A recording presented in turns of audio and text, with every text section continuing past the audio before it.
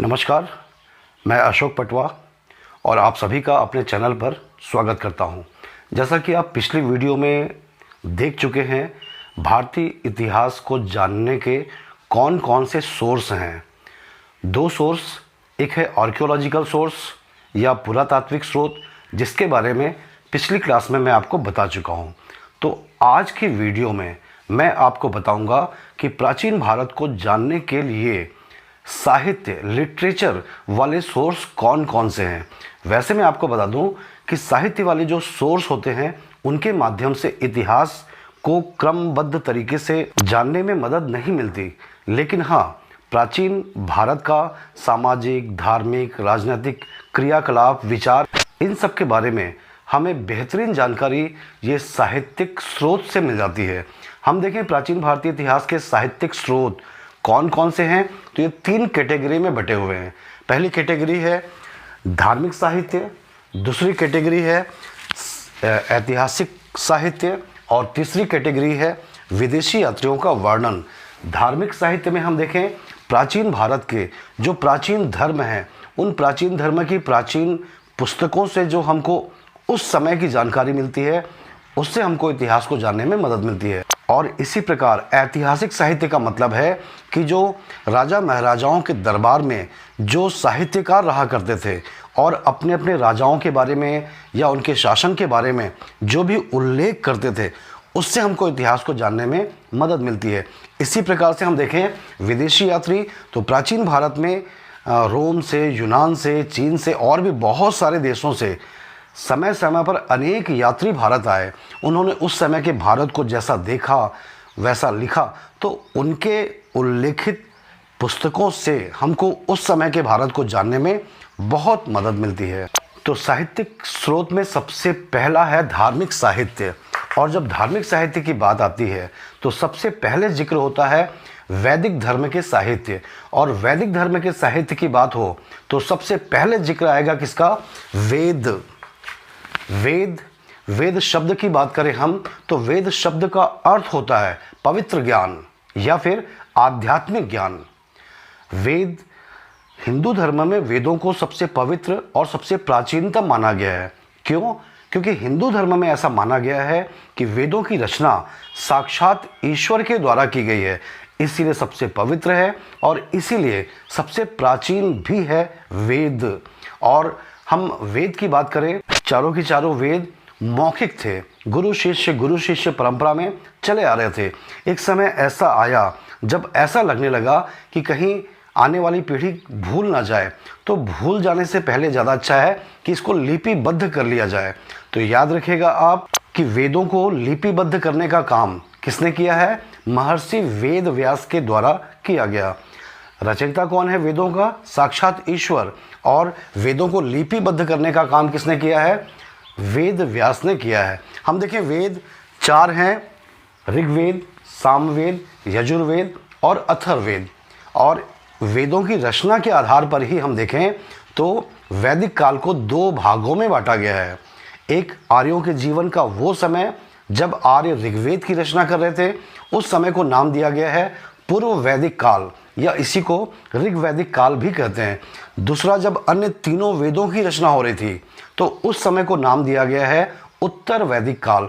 तो हम सबसे पहले देखें ऋग्वेद, और ऋग्वेद सबसे प्राचीन वेद है।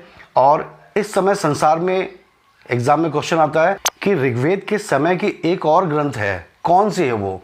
तो आप याद रखिएगा वो पुस्तक है जेंद अवेस्ता। और ये जेंद अवेस्ता कौन सी पुस्तक है? तो ये पारसी आर्यों की पुस्तक है। जेंद अवेस्ता और ऋग्वेद दोनों के बहुत सारे वर्णन एक जैसे हैं। इवन दोनों में जो देवताओं का उल्लेख किया गया है, लगभग एक जैसे देवताओं का उल्लेख किया गया। क्यों ऐसा? इसलिए ऐसा क्योंकि पारसी आर्य और ऋग्वैदिक आर्य दोनों के दोनों काफ़ी लंबे समय तक एक साथ थे। जैसा कि अभी हम जानते हैं कि आर्य बेसिकली मध्य एशिया से चारों दिशाओं में फैले थे। मान लीजिए कि ये मध्य एशिया है, ठीक है, तो यहीं से आर्य चारों दिशाओं में फैल गए। और आर्यों की वो शाखा जो दक्षिण की ओर आई, वो शाखा दक्षिण की ओर आते आते दो भागों में बढ़ गई। एक शाखा दक्षिण की ओर आते हुए थोड़ा पूर्व में चली गई और दूसरी शाखा थोड़ी सी पश्चिम में चली गई। जो शाखा पूर्व में आई वो पहुंच गई भारत और उसने भारत में वैदिक सभ्यता की स्थापना किया। जो शाखा पश्चिम की ओर गई थी आर्यों की, वो शाखा पहुंच गई कहाँ पर? ईरान। ईरान का प्राचीन नाम अगर देखें आप तो क्या कहते हैं? पर्शिया। ठीक है, तो वहाँ पर इन्होंने क्या किया? पर्शियन सभ्यता की स्थापना किया। तो वैदिक सभ्यता के जो आर्य थे उन्होंने ऋग्वेद की रचना किया और पर्शियन सभ्यता के जो आर्य थे उन्होंने क्या किया? जेंद अवेस्ता की रचना किया। और यही कारण है कि जेंद अवेस्ता और ऋग्वेद दोनों में बहुत सारे वर्णन एक जैसे मिलते हैं। जो भी हो, हम देख रहे हैं यहाँ पर ऋग्वेद, तो ऋग्वेद 10 मंडलों में और 1028 सूत्रों में बटा हुआ है। और इस ऋग्वेद का उपवेद की बात करें तो याद रखिएगा इसका उपवेद है आयुर्वेद। ठीक है, और इस 10 मंडल, यहाँ पे चैप्टर को मंडल कहा गया है। इस 10 चैप्टर या मंडल में से चैप्टर नंबर या मंडल नंबर 2 से लेकर 7 ये ज़्यादा प्राचीन है और बाकी जो मंडल है इसको बाद में जोड़ा गया है। आप यहाँ पे ये भी याद रखिएगा कि प्रसिद्ध गायत्री मंत्र इसी ऋग्वेद से ही लिया गया है।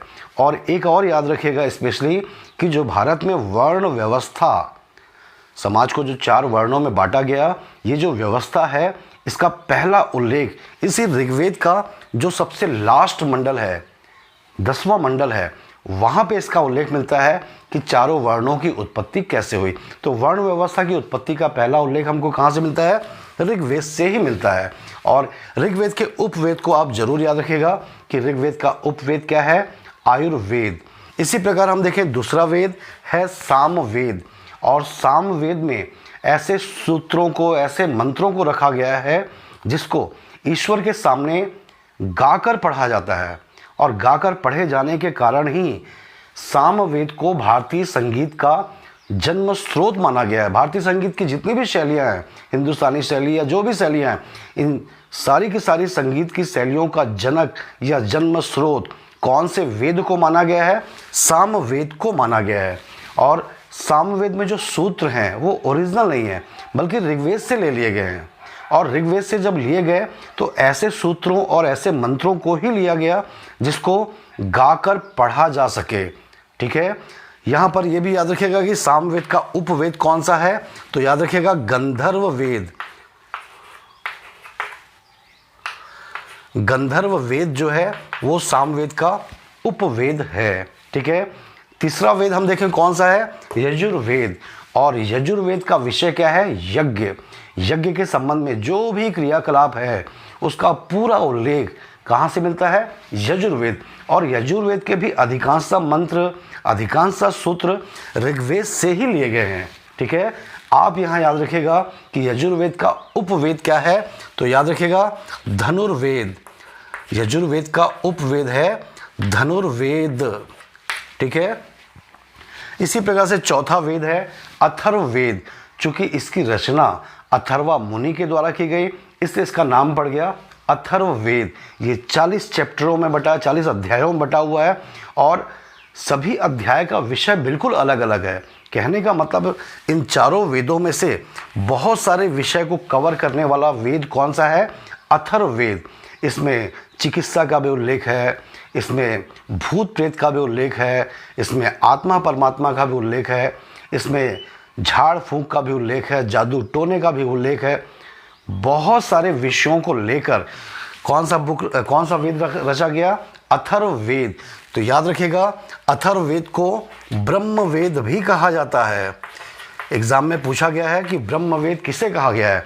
अथर्ववेद को कहा गया है। ठीक है, तो ये 4 वेद हैं वैदिक साहित्य में। वैदिक साहित्य में और भी चीज़ें हैं। एक आरण्यक को भी शामिल किया जाता है। वैदिक साहित्य में आरण्यक क्या है? अरण्य का मतलब होता है वन, जंगल। तो हमारे ऋषि मुनियों के द्वारा ऐसे ग्रंथ जिनकी रचना जंगल में, वन में की गई, उनको आरण्यक कहा गया है। इतिहास को जानने में उतना मददगार नहीं है आरण्यक, इसलिए इसको छोड़ सकते हैं। अगली बुक है, अगला वैदिक साहित्य है उपनिषद। और उपनिषद, उप का मतलब होता है करीब बैठना, उपनिषद का मतलब होता है गुरु के करीब बैठकर प्राप्त किया गया ज्ञान, उपनिषद। और उपनिषदों की कुल संख्या कितनी है? तो याद रखिएगा 108। 108 उपनिषद हैं, ठीक है। उपनिषद को वेदांत कहा गया है, मतलब वैदिक साहित्य का यहाँ पर अंत हो गया। वैदिक साहित्य की अंतिम कड़ी कौन सी मानी गई है? उपनिषद को माना गया है। इसी कारण उपनिषद को वेदांत कहा गया है। उपनिषद की बात कर रहे हैं हम, तो आप यहाँ जरूर याद रखिएगा कि भारतीय दर्शन, फिलॉसफी, इंडियन फिलॉसफी का जो बीजारोपण है, कहाँ से शुरू हुआ इंडियन फिलॉसफी? तो याद रखिएगा, भारतीय दर्शन का बीजारोपण उपनिषद से ही माना गया है।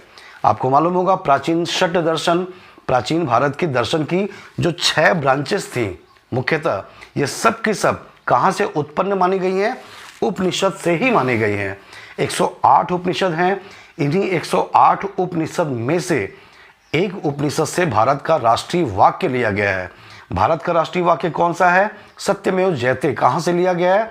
तो याद रखिएगा, 108 उपनिषद में से एक है मुंडक उपनिषद, वहीं से भारत का राष्ट्रीय वाक्य लिया गया है। तो ये वैदिक साहित्य की अंतिम कड़ी होने के कारण इसको वेदांत कहा गया। इसके बाद अगला साहित्य हम देखें, वेदांग। जब वैदिक साहित्य यहाँ समाप्त हो गया, वेदांत तो हो चुका है, तो ये वेदांग नया कहाँ से आ गया? एक्चुअल में क्या है कि वैदिक साहित्य बहुत क्लिष्ट भाषाओं में लिखा था। क्लिष्ट भाषा ही नहीं, बल्कि उसको समझना भी बड़ा कठिन था। तो वैदिक साहित्य को समझने में आसान बनाने के लिए, पढ़ने में आसान बनाने के लिए जो अतिरिक्तांग कह सकते हैं, जो सप्लीमेंट्री की रचना हुई, अतिरिक्तांग की रचना हुई, उसी अतिरिक्तांग को कहा गया वेदांग। और वेदांग के अंतर्गत 6 शाखाओं को शामिल किया जाता है। पहला है शिक्षा, दूसरा है कल्प। कल्प का मतलब होता है विधि, नियम, ठीक है। और कल्प को 3 भागों में बांटा गया है, स्रोत सूत्र, गृह सूत्र और धर्म सूत्र। स्रोत सूत्र का मतलब है यज्ञ संबंधी नियम, और इसी स्रोत सूत्र के अंतर्गत एक शुल्व सूत्र है, जहाँ से रेखा गणित का जन्म हुआ है। जो जियोमेट्री जिसको कहते हैं, इसका जन्म कहाँ से माना गया है? शुल्व सूत्र। और ये शुल्व सूत्र कहाँ से है? स्रोत सूत्र का एक हिस्सा है। स्रोत सूत्र का मतलब यज्ञ संबंधी नियम, कितने बाई कितने का, लंबाई क्या, चौड़ाई क्या, दुनिया भर की बातें। गृह सूत्र में आपके सामाजिक, धार्मिक, पारिवारिक अधिकार क्या हैं, कर्तव्य क्या हैं, इसका वर्णन किया गया है। धार्मिक अधिकार, धार्मिक कर्तव्यों की व्याख्या की गई। तो कल्प, पहला शिक्षा, दूसरा कल्प, तीसरा है व्याकरण। वैदिक साहित्य को समझने के लिए बहुत जरूरी है व्याकरण। और व्याकरण के बहुत बड़े विद्वान हुए कौन? पाणिनि। पाणिनि ने कौन सी बुक लिखी थी? अष्टाध्यायी। और यही कारण है कि पाणिनि को संस्कृत व्याकरण का जनक कहा गया है। तो तीसरा है व्याकरण। चौथा है निरुक्त। निरुक्त का मतलब है शब्द उत्पत्ति विज्ञान, ये शब्द कैसे उत्पन्न हुआ है। और निरुक्त को लेकर हम देखें, यास्क मुनि ने बहुत अच्छा ग्रंथ लिखा है, ठीक है। और हम देखें छंद, और हम देखें ज्योतिष। तो 6 वेदांग माने गए हैं, शिक्षा, कल्प, व्याकरण, निरुक्त, छंद और ज्योतिष। और इन वेदांगों को पढ़ने के बाद ही जब कोई व्यक्ति वैदिक साहित्य को पढ़ेगा, तो वैदिक साहित्य को पढ़ना और समझना आसान हो जाएगा। तो वेदांग के बाद हम देखें अगला कौन सा है? स्मृति साहित्य। स्मृति एक प्रकार से धर्म संबंधी नियम है। ये जैसे हम बात करें कौन से धर्म का नियम है, हिंदू धर्म या वैदिक धर्म, तो वैदिक धर्म या हिंदू धर्म के संबंध में जो नियम का प्रतिपादन किया गया, जो कानून का प्रतिपादन किया गया, उन्हीं पुस्तकों को क्या कहा जाता है? स्मृति साहित्य कहा जाता है। और स्मृति साहित्य में सबसे पहली स्मृति मानी गई है मनु के द्वारा लिखी गई मनु स्मृति। तो याद रखिएगा, सबसे प्राचीन स्मृति कौन सी है? मनु स्मृति। और भी बहुत सारे ऋषि मुनियों ने स्मृति साहित्य लिखा है। जैसे आप नाम सुनेंगे याज्ञवल्क्य, नारद मुनि, देवल मुनि, पराशर मुनि, सभी ने स्मृति साहित्य लिखा। लेकिन सबसे प्राचीन आपको याद रखना है स्मृति साहित्य में कौन सा है? मनु स्मृति सबसे प्राचीन है। स्मृति साहित्य के बाद हम देखें महाकाव्य। हम देखें 2 ग्रंथों को हिंदू धर्म में महाकाव्य माना गया है। पहला है रामायण और दूसरा है महाभारत। रामायण के लेखक कौन है? तो रामायण, जो उत्तर भारत में जो रामायण प्रचलित है, उसके लेखक है वाल्मीकि जी। और वैसे देखें तो रामायण बहुत सारी है, बहुत सारी रामायण में सबसे पुरानी रामायण किसके द्वारा लिखी गई है? आप याद रखिएगा कि सबसे पुरानी रामायण जो है वो कंबन के द्वारा लिखी गई है। कंबन मुनि थे दक्षिण भारत के, उनके द्वारा लिखी गई रामायण को सबसे प्राचीन रामायण माना गया है। जो उत्तर भारत में प्रचलित रामायण है, जो 7 कांडों में बटी हुई है, इसके लेखक हैं वाल्मीकि जी। वाल्मीकि जी का वास्तविक नाम क्या था? इनका वास्तविक नाम वाल्मीकि नहीं था। जब इनको ज्ञान की प्राप्ति हो गई, विद्वान बन गए, तब इनको वाल्मीकि कहा गया। अन्यथा की दशा में ये पहले डाकू का काम करते थे। और डाकू किस नाम से फेमस थे? तो याद रखिएगा, डाकू रत्नाकर के नाम से ये प्रसिद्ध थे। डाकू रत्नाकर इनका वास्तविक नाम था। फिर इन्होंने रामायण की रचना किया तो फिर विद्वान हो गए, और इसी कारण वाल्मीकि जी को भारत का आदि कवि, आदि का मतलब प्राचीनतम, आदि कवि भी कहा गया है। किसको कहा गया है? वाल्मीकि जी को। तो याद रखिएगा, रामायण 7 कांडों में बटी है। कभी कभी क्या हुआ कि रामायण के विषय में भी एग्जाम में क्वेश्चन पूछ दिया गया, हल्की फुल्की जानकारी, जैसे कि रावण के पुत्र कितने थे, या फिर रावण के पिता का नाम, या फिर लक्ष्मण की माता का नाम। ऐसे क्वेश्चन एग्जाम में पूछे जाते हैं, तो आप इसको इस तरीके से देख लीजिएगा। दूसरा महाकाव्य है आपका महाभारत। महाभारत के राइटर कौन थे? वेद व्यास। और जब महर्षि वेद व्यास के द्वारा महाभारत की रचना की गई थी, तो इसमें कुछ हजार, मतलब 6-7 हजार श्लोक की ये महाभारत थी। तब इसका नाम महाभारत नहीं था, तब इसका नाम था जय संहिता। और फिर क्या हुआ, आगे चलकर जो भी ऋषि मुनि आते गए, इसमें श्लोक जोड़ते गए। 6-7 हजार से 10-15 हजार, फिर 50 हजार, फिर 1 लाख। जब श्लोकों की संख्या बढ़कर 1 लाख हो गई, तब इसका नाम पड़ा महाभारत। जो आज की महाभारत है वो एक समय की रचना नहीं है, वो महर्षि वेद व्यास की रचना नहीं है, बल्कि उसकी रचना गुप्त काल तक होती रही। और यही कारण है कि आज के महाभारत में गौतम बुद्ध का भी उल्लेख है, यूनानियों के आक्रमण का भी उल्लेख है। तो गुप्त काल तक इसकी रचना होती रही। ठीक है, तो 2 महाकाव्य हैं, याद रखिएगा। और इसी प्रकार से हम देखें वैदिक साहित्य में, हिंदू धर्म के साहित्य में सबसे लास्ट में है पुराण। पुराण का मतलब होता है प्राचीन राजा महाराजाओं का व्याख्यापूर्ण वर्णन। पुराणों की संख्या कुल कितनी बताई गई है? तो याद रखिएगा 18 पुराण। और 18 पुराण में सबसे पुराना पुराण कौन सा है? तो याद रखिएगा मत्स्य पुराण सबसे प्राचीन पुराण है। 18 में सबसे प्राचीन कौन सा? मत्स्य। और मत्स्य पुराण में हम देखें मुख्यतः सातवाहन वंश के बारे में जानकारी मिलती है। तो अलग अलग पुराणों से अलग अलग वंशों के बारे में डायरेक्ट या इनडायरेक्ट बहुत सारी जानकारी मिलती है। तो ये है वैदिक साहित्य या हिंदू धर्म के साहित्य, जिनके माध्यम से हमको इतिहास को जानने में मदद मिल चुकी है। धार्मिक साहित्य में अगला धार्मिक साहित्य है बौद्ध धर्म के साहित्य। और बौद्ध धर्म के साहित्य की बात करें तो जो बौद्ध धर्म के प्राचीन साहित्य हैं वो पाली भाषा में हैं, और जो बाद के साहित्य हैं वो संस्कृत भाषा में है। कहने का मतलब यह है कि प्राचीन बौद्धों के द्वारा पाली भाषा को अपनाया गया, लेकिन बाद के बौद्धों ने कौन सी भाषा को अपना लिया? संस्कृत भाषा को अपना लिया। और बौद्ध साहित्य में सबसे पहले जिक्र आता है पिटक। पिटकों की संख्या 3 होने के कारण इसको त्रिपिटक कहा गया है। त्रिपिटक में पहला पिटक कौन सा है? सुत्त पिटक। और ये सुत्त पिटक का मुख्य विषय क्या है? उपदेश। किसके बारे में? बौद्ध धर्म के बारे में जो प्रमुख प्रमुख उपदेश हैं, उन्हीं उपदेशों का जो संग्रह है, उसी संग्रह को नाम दिया गया है सुत्त पिटक। तो इसका विषय क्या है? धर्मोपदेश। और ये सुत्त पिटक हम देखें अलग अलग 5 निकायों में बटा हुआ है। जैसे पहला निकाय देख रहे होंगे, कौन सा? दीर्घ निकाय। ये लिखा हुआ है दीर्घ निकाय। और दीर्घ निकाय की खास बात यह है कि इस दीर्घ निकाय में गौतम बुद्ध के समय के 6 बड़े महानगरों का उल्लेख किया गया है दीर्घ निकाय में। और इसी दीर्घ निकाय में एक दूसरी चीज याद रखिएगा, महापरिनिर्वाण सूत्र भी है। ये महापरिनिर्वाण सूत्र गौतम बुद्ध के जीवन के अंतिम समय को बहुत बेहतर तरीके से बताता है।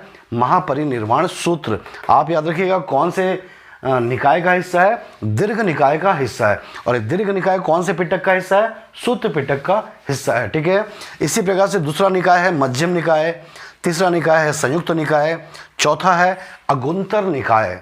और ये अगुंतर निकाय में आप प्राचीन भारत में देखेंगे प्राचीन 16 महाजनपद। तो गौतम बुद्ध के समय में या महावीर स्वामी जी के समय में प्राचीन भारत जो है 16 महाजनपदों में, जैसे आज हम राज्य कहते हैं, तो उस समय महाजनपद तो महाजनपदों में बटा हुआ था। तो ये जो 16 महाजनपद हैं थे उस समय, उनका उल्लेख कौन से निकाय से मिलता है? अगुंतर निकाय से 16 के 16 महाजनपदों का उल्लेख मिलता है। और पांचवा निकाय है खुद्दक निकाय। और ये खुद्दक निकाय में देखिएगा कुछ प्रमुख चीज़ें, इतिवृत्तक। इतिवृत्तक का मतलब है गौतम बुद्ध के जो सुविचार थे, उन सुविचारों का जो कलेक्शन किया गया है, उस कलेक्शन का नाम है इतिवृत्तक। इसी प्रकार से विमानवत्थु, विमानवत्थु भी इसी खुद्दक निकाय का हिस्सा है। और उस समय के जो बड़े बड़े विमान, यहाँ पे विमान का मतलब जहाज नहीं है, विमान का मतलब है भव्य महल, भव्य बिल्डिंग्स, इनका उल्लेख किया गया है विमानवत्थु में। और इसी खुद्दक निकाय के अंतर्गत थेर गाथा, जो बौद्ध धर्म के भिक्षु होते थे, उनकी जो प्रार्थना होती थी, उसका कलेक्शन किया गया थेर गाथा में। और भिक्षुणी, जो भिक्षुणी होते थे, उनकी प्रार्थनाओं का कलेक्शन किया गया है थेरी गाथा में। तो आप याद रखिएगा, थेर गाथा, थेरी गाथा। थेर गाथा भिक्षुओं की और थेरी गाथा भिक्षुणियों की प्रार्थनाओं का कलेक्शन का नाम है। और सबसे महत्वपूर्ण जातक कथा इसी खुद्दक निकाय का हिस्सा है। और जातक कथाएं क्या है, ऐसा एग्जाम में कईयों बार पूछा जा चुका है। तो आप याद रखिएगा कि जातक कथाएं गौतम बुद्ध के पूर्व जन्मों की कहानियां हैं। किसी जन्म में गौतम बुद्ध हाथी के रूप में आए, किसी जन्म में गौतम बुद्ध बंदर के रूप में आए, उन्होंने इस जन्म में क्या किया, पूरी कहानियां पूर्व जन्मों की, इसी कहानी को कहा गया है जातक कथाएं।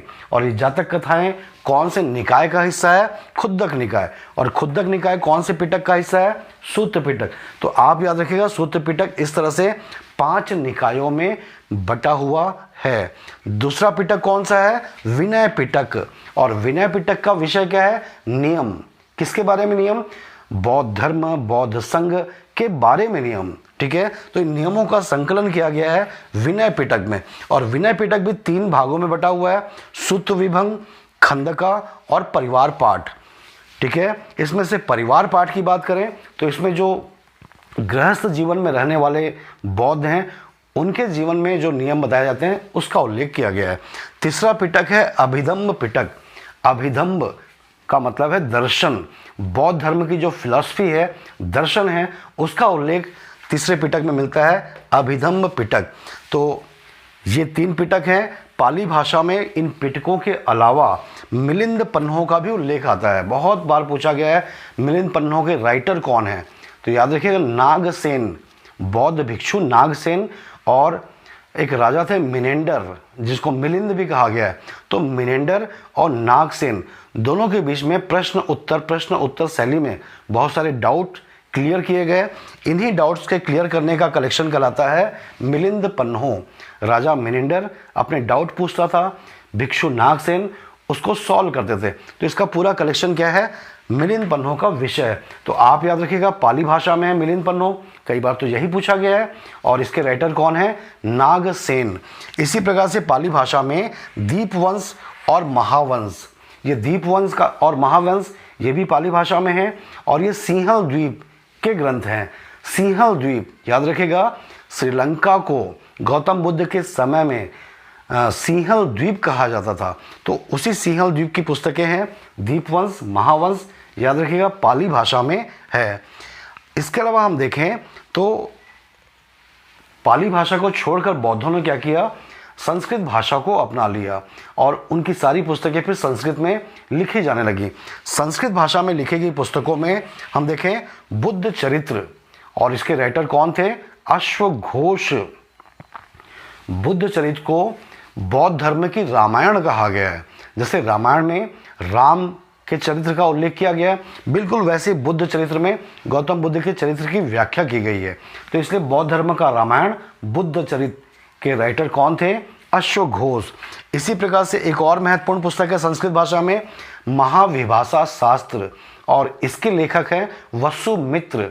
और महाविभाषा शास्त्र पूरे प्राचीन बौद्ध धर्म का एनसाइक्लोपीडिया, एनसाइक्लोपीडिया का मतलब होता है विश्वकोश। तो याद रखिएगा, बौद्ध धर्म का एनसाइक्लोपीडिया कौन सी बुक को कहा गया है? विभाषा शास्त्र को कहा गया है। और इस विभाषा शास्त्र के लेखक कौन थे? वसुमित्र थे, ऐसा याद रखिएगा, ठीक है। तो ये बौद्ध धर्म की पुस्तकें हैं जिनके माध्यम से हमको इतिहास जानने में मदद मिली है। जैन धर्म के साहित्य, और जैन धर्म बिल्कुल बौद्ध धर्म की तरह जैन धर्म में भी जो प्राचीन साहित्य हैं वो प्राकृत भाषा में लिखे मिलते हैं, और फिर बाद के साहित्य इन्होंने भी संस्कृत को अपना लिया। तो यहाँ पर आप याद रखिएगा कि प्राचीन बौद्धों ने कौन सी भाषा को अपनाया? पाली। प्राचीन जैनियों ने कौन सी भाषा को अपनाया? प्राकृत। और आगे चलकर दोनों ने क्या किया कि अपनी मूल भाषा को छोड़कर संस्कृत भाषा को अपना लिया। तो हम बात करें जैन धर्म की साहित्य की, तो जैन धर्म के साहित्य में आगम साहित्य, प्राकृत भाषा में आगम साहित्य, ये आगम साहित्य कोई एक बुक नहीं है, बल्कि बहुत सारे धार्मिक पुस्तकों का कलेक्शन का नाम है आगम साहित्य। तो आप यहाँ जरूर याद रखिएगा कि आगम साहित्य कौन से धर्म से संबंधित है? जैन।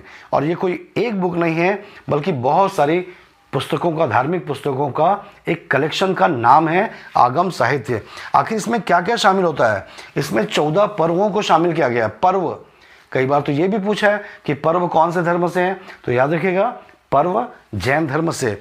12 अंग है, फिर उपांग भी है, फिर प्रकीर्ण भी है, फिर चूर्ण भी है, फिर छेदी सूत्र, बहुत सारे जैन धर्म के साहित्यों का कलेक्शन आगम साहित्य के नाम से किया गया है। कौन सी भाषा में ये सब? याद रखिएगा प्राकृत भाषा में। आगे चलकर जैन धर्म में क्या हुआ? इन्होंने संस्कृत भाषा को अपना लिया, और यही कारण इनकी बात की जो पुस्तकें देख रहे हैं, भद्रभाव चरित्र, परिशिष्ट पर्व, कुवलय माला आदि पुराण, उत्तर पुराण, ये सारी की सारी बात के जो जैन धर्म की पुस्तकें हैं ये संस्कृत भाषा में हमको मिलती हैं।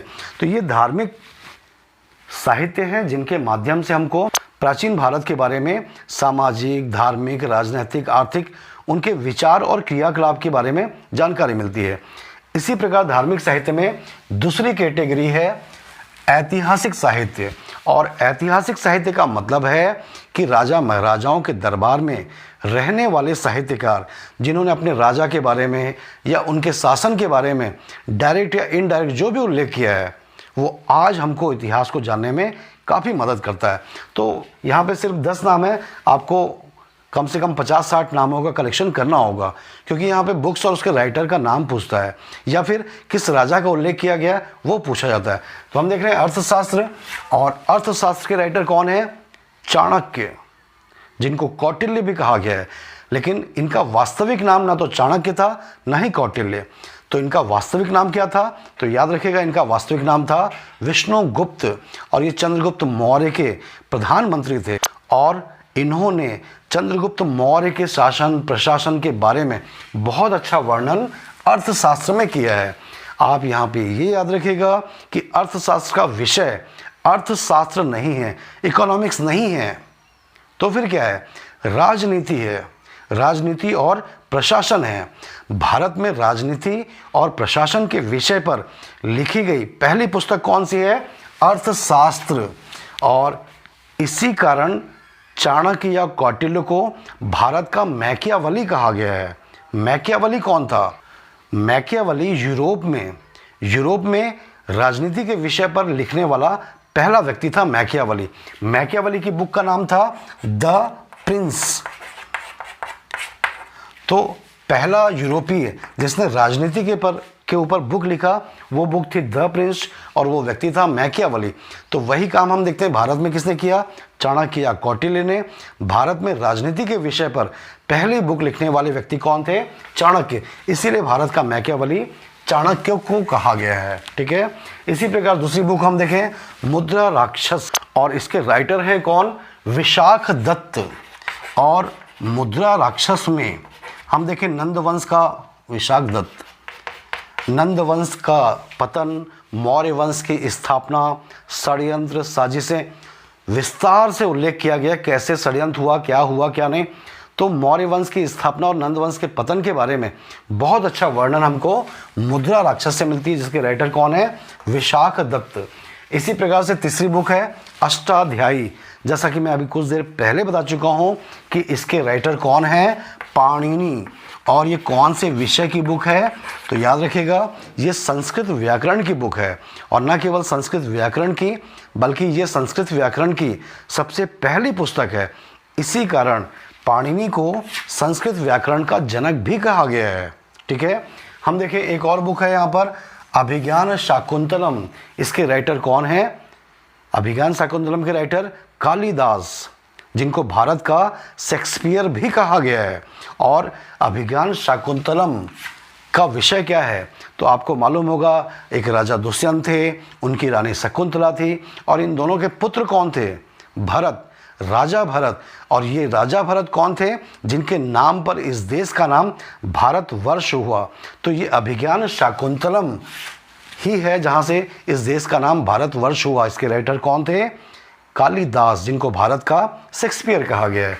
इसी प्रकार से मालविका अग्निमित्रम, ये भी कालिदास की रचना है। और शुंग वंश के राजा अग्निमित्र की प्रेम कहानी का इसमें उल्लेख किया गया है।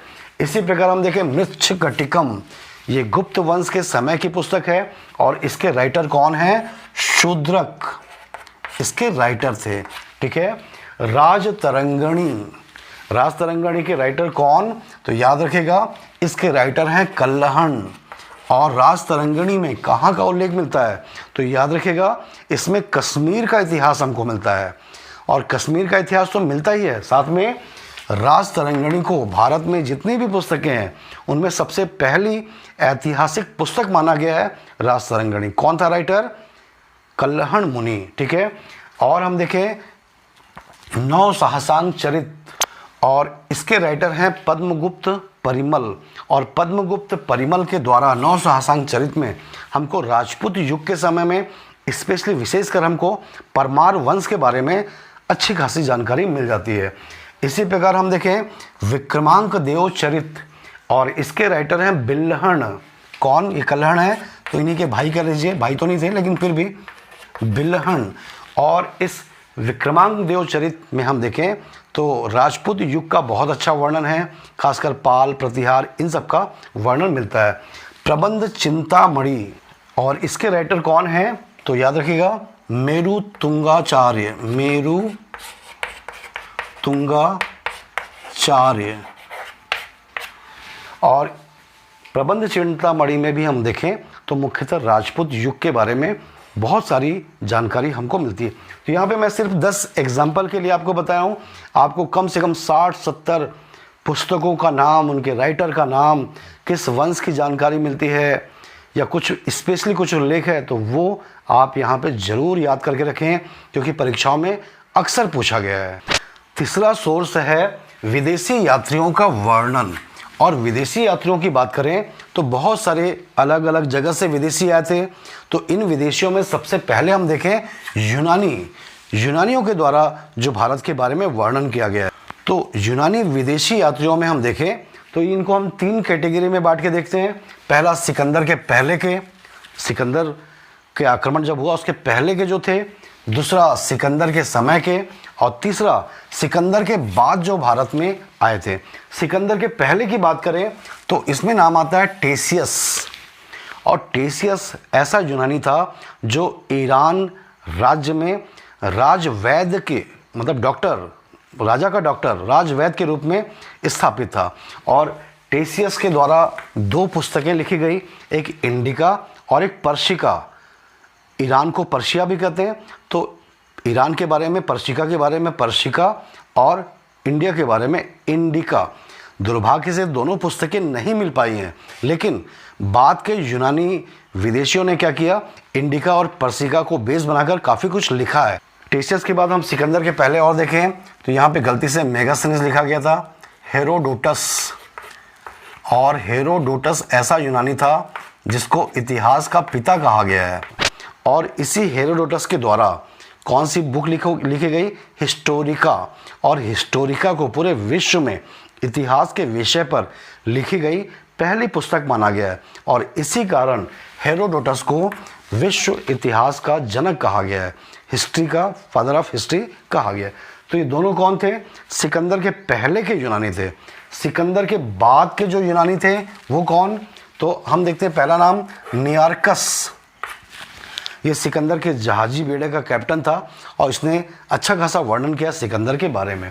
दूसरा है एरिस्टोब्यूलस, और एरिस्टोब्यूलस भी सिकंदर के सेना में था और इसने एक बुक लिखा था हिस्ट्री ऑफ वार, युद्ध का इतिहास। किसने लिखा था? एरिस्टोब्यूलस ने लिखा था। इसी प्रकार से ओनी सिक्रिट्स, ये भी सिकंदर के समय का था और इसने सिकंदर की जीवनी लिखा था। तो इसको जरूर याद रखिएगा कि सिकंदर का समकालीन जिसने सिकंदर की जीवनी लिखा वो कौन था? ओनी सिक्रिट्स। और हिस्ट्री ऑफ वार किसने लिखा? एरिस्टोब्यूलस। ये सिकंदर के समकालीन विदेशी थे जो सिकंदर के साथ ही भारत आए थे। तीसरे कैटेगरी में सिकंदर के बाद के जो यूनानी जो भारत आए उनमें सबसे पहला नाम है मेगास्थनीज, और यूनानी राजा सेल्यूकस के राजदूत के रूप में ये चंद्रगुप्त मौर्य के दरबार में आया और उस समय के भारत को जैसा इसने देखा वैसा लिखा। इसकी बुक का नाम क्या है? सभी को मालूम होगा, इंडिका। इंडिका इसने लिखा था। इसी प्रकार से हम देखें टॉलमी जिन्होंने जियोग्राफिका लिखा। इसी प्रकार हम देखें प्लीनी जिन्होंने नेचुरल हिस्टोरिका लिखा। और इसी प्रकार से एक बुक का नाम है पेरिप्लस ऑफ द इरिथ्रियन सी। इसके राइटर कौन थे ये अभी तक पता नहीं चल पाया, लेकिन ये पुस्तक पेरिप्लस ऑफ द इरिथ्रियन सी प्राचीन भारत के व्यापार का विस्तार पूर्वक वर्णन करती है। मतलब उस समय के भारत के बंदरगाह कौन से थे, प्रमुख आयात की वस्तुएं क्या थी, प्रमुख निर्यात की वस्तुएं क्या थी, कहाँ से क्या वस्तु, बहुत विस्तार से व्यापार के बारे में उल्लेख कौन सी बुक करता है? पेरिप्लस ऑफ द इरिथ्रियन सी। तो ये सारे के सारे राइटर कौन थे? सिकंदर के बाद भारत में आए हुए यूनानी थे। इसी प्रकार हम देखें तो चीनी यात्री भी भारत आए और चीनी यात्रियों में पहला नाम आता है सुमाचीन। ये भारत तो नहीं आया लेकिन इसको चीनी इतिहास का पिता कहा गया है और इसने अपने ग्रंथ में भारत के बारे में अच्छा खासा उल्लेख किया है। तो चीनी इतिहास का पिता कौन? सुमाचीन। नाम याद रखिएगा। फायान भारत आया था और चंद्रगुप्त विक्रमादित्य के समय में भारत आया था और भारत के बारे में अच्छा खासा वर्णन इसने किया है। तीसरा नाम है बहुत ही महत्वपूर्ण, ह्वेनसांग। ये हर्षवर्धन के समय में भारत आया और इसको जितने भी विदेशी भारत में आए उनका राजकुमार कहा गया। तो याद रखिएगा यात्रियों का राजकुमार किसे कहा गया है? ह्वेनसांग को कहा गया है। और इसकी बुक का नाम क्या है? तो वो भी आप याद रखिएगा। इसकी बुक का नाम है सी यू की, मतलब पश्चिमी संसार का वर्णन। भारत चीन की तुलना में पश्चिम में है ना, तो सी यू की, ठीक है। और हर्षवर्धन के समय में भारत में आया। ह्वेनसांग के बाद हम देखें तो कंग्यूर और तंग्यूर, ये तिब्बत चीन में ही आज के समय में, तो एक बौद्ध लामा थे तारानाथ, उन्हीं के द्वारा कंग्यूर और तंग्यूर लिखा गया जो कि उस समय के बौद्ध धर्म और भारत के बारे में अच्छा खासा वर्णन करता है। तो ये चीनी हो गए। इसके बाद हम देखें अरबी यात्री, तो अरबी यात्रियों में सबसे पहला नाम है अल बरूनी, जिसने कौन सी बुक लिखा? तहकीक ए हिंद या किताब उल हिंद। कौन सी भाषा में? अरबी भाषा में। अगर इसको हम हिंदी में ट्रांसलेट करें तो तहकीक ए हिंद या किताब उल हिंद का हिंदी नाम क्या होगा? भारत की खोज। तो आप याद रखिएगा भारत की खोज का लेखक कौन? अल बरूनी। किसके साथ भारत आया था? किसके साथ? मोहम्मद गोरी के साथ में ये भारत आया था, ठीक है। इसी प्रकार से हम देखें सुलेमान, ठीक है। इसी प्रकार से अल मसूदी, ये सुलेमान अल मसूदी मुख्यतः राजपूत युग के बारे में बहुत अच्छा वर्णन करते हैं, ठीक है। और इसके बाद हम देखें फिरदौसी, जिन्होंने शाहनामा की रचना किया था। मतलब भारत में जब मुस्लिम राज्य की स्थापना हुई तो उसका बहुत अच्छा वर्णन फिरदौसी के द्वारा किया गया। तो ये कुछ विदेशी यात्री थे, अलग अलग जगह से आए थे। कुल मिला के ये साहित्यिक स्रोत हैं जिनके माध्यम से हम इतिहास को जान पाए। याद रखिएगा साहित्यिक स्रोत इतिहास को क्रमबद्ध रूप में नहीं जमाता, लेकिन उस जमाने के धार्मिक विचार क्या थे, धार्मिक क्रियाकलाप क्या थी, उस समय के आर्थिक क्रियाकलाप क्या थी, क्या खान पान था, क्या रहन सहन था, इन सब के बारे में बहुत अच्छी जानकारी हमको साहित्य से मिल पाती है।